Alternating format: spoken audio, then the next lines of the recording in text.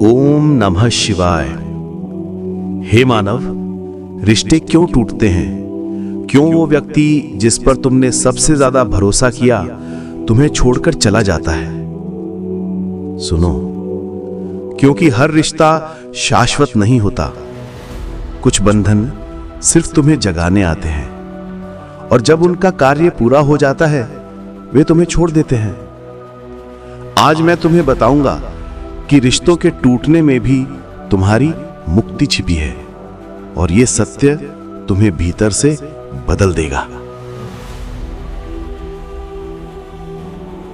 हे मानव, तुम दुखी हो क्योंकि तुम्हारे रिश्ते टूट रहे हैं। तुम्हें लगता है कि जीवन खाली हो गया है, परंतु आज मैं तुम्हें वो सत्य बताने आया हूं जो तुम्हें इस पीड़ा से मुक्त करेगा।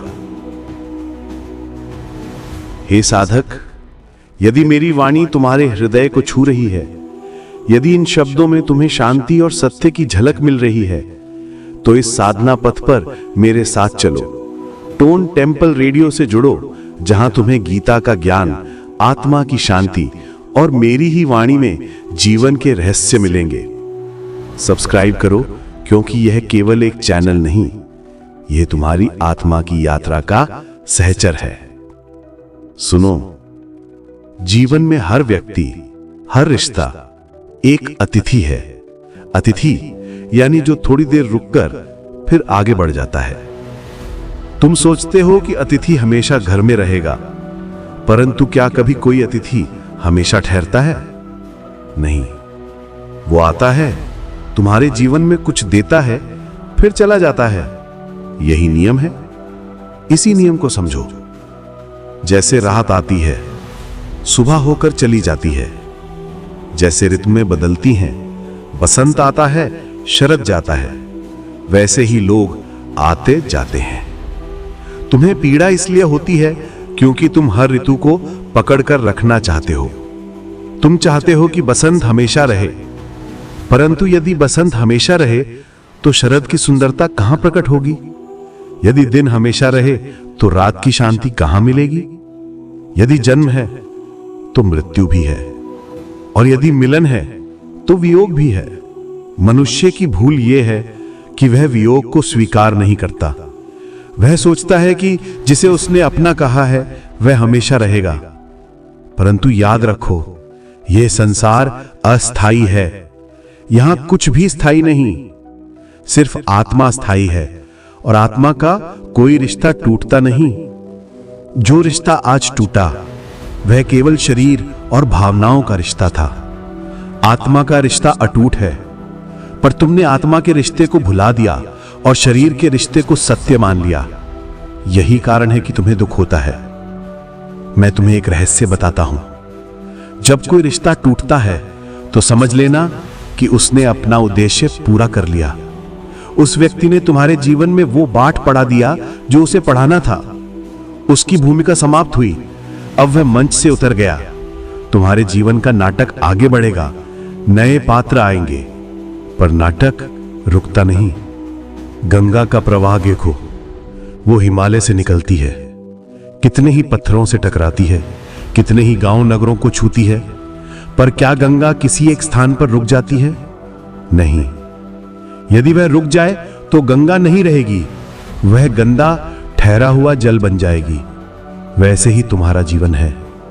यदि तुम एक रिश्ते पर अटक गए तो जीवन रुक जाएगा, तुम्हारी आत्मा का प्रवाह थम जाएगा, और जो थम गया उसमें सड़न आ जाती है। इसलिए जीवन को बहने दो, लोगों को आने दो और जाने दो। मैं तुम्हें यह भी कहता हूं कि यदि कोई रिश्ता टूट रहा है तो यह तुम्हारे विरुद्ध नहीं हो रहा, यह तुम्हारे पक्ष में हो रहा है। तुम्हारी आत्मा उस रिश्ते से आगे बढ़ना चाहती है। सृष्टि ने तय किया कि यह अध्याय पूरा हो चुका है, अब नया अध्याय लिखा जाएगा, पर तुम पुराने अध्याय की पुस्तक बंद नहीं कर रहे, इसलिए पीड़ा हो रही है। हे मानव, क्या तुम जानते हो, तुम्हारी सबसे बड़ी भूल यही है कि तुम हर चीज को अपना मान लेते हो। जो व्यक्ति तुम्हारे जीवन में आया वो तुम्हारा नहीं था, वो सिर्फ सहयात्री था। जैसे कोई यात्री रेलगाड़ी में बैठता है, कुछ स्टेशन तक तुम्हारे साथ चलता है, फिर उतर जाता है। क्या तुम उससे कहते हो कि मत जाओ, हमेशा मेरे साथ ही बैठो? नहीं, तुम जानते हो कि उसका स्टेशन आ गया है, उसे उतरना ही है। तो जब तुम संसार की यात्री को समझते हो तो दुख क्यों करते हो? हर रिश्ता केवल स्टेशन तक है, स्टेशन पार हुआ तो रिश्ता भी समाप्त। याद रखो, जो वास्तव में तुम्हारा है वो कभी छूटेगा नहीं। जो छूट गया वो तुम्हारा कभी था ही नहीं।